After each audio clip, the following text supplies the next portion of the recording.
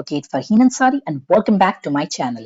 Continuing the series of 12th SP Chapter 1 Introduction to Corporate Finance, today we shall understand a 4-mark distinguished question asked in board exams, that is fixed capital versus working capital. अब बच्चों 4 mark के distinguish के लिए कम से कम right 5 to 6 pointers as each points carry 1 mark. तो अगर किसी point में कोई मिस्टेक हुई तो extra points will cover that up. Further हर पॉइंट एक्सप्लेन करने से पहले इस तरह हेडिंग्स मेंशन करें. It becomes easier for examiner to read through your explanation. अब working capital and fixed capital को हमने already briefly and in detail cover किया है हमारे प्रीवियस वीडियो लेक्चर्स में. In case if you haven't watched the same, do watch it for your reference. Point number 1, meaning. Fixed capital means वो पैसा जिससे company ने फिक्स्ड एसेट्स परचेस किया है. And working capital means company का total current asset like raw materials, creditors, etc. Point number 2, nature.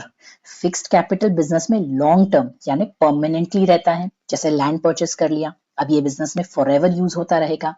Working capital business में rotate होता रहता है, इसीलिए इसे सर्क्यूलेटिंग कैपिटल भी कहते हैं.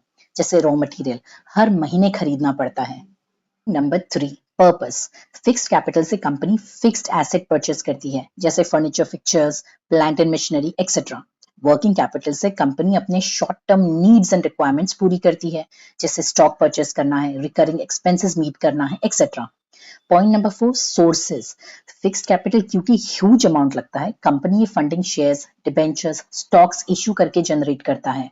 वर्किंग कैपिटल में क्योंकि रेगुलर नेचर के एक्सपेंसेस होते हैं, कंपनी ये पैसा लोन्स एंड डिपॉजिट्स के द्वारा जनरेट करता है. Point number 5, objective of investors.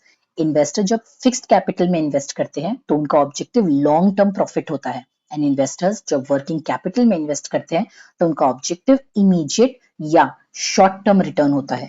Last but not the least, point number 6, risk. Fixed capital में अमाउंट ह्यूज है एंड लॉन्ग टर्म है, of course it is more risky. And वही working capital में amount less है and short term के लिए है, वहां रिस्क थोड़ा कम होता है. So बच्चों, this was the distinguish between fixed capital versus working capital.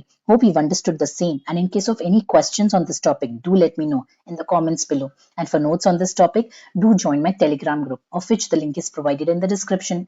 Until we meet next time, thank you everyone. Bye-bye.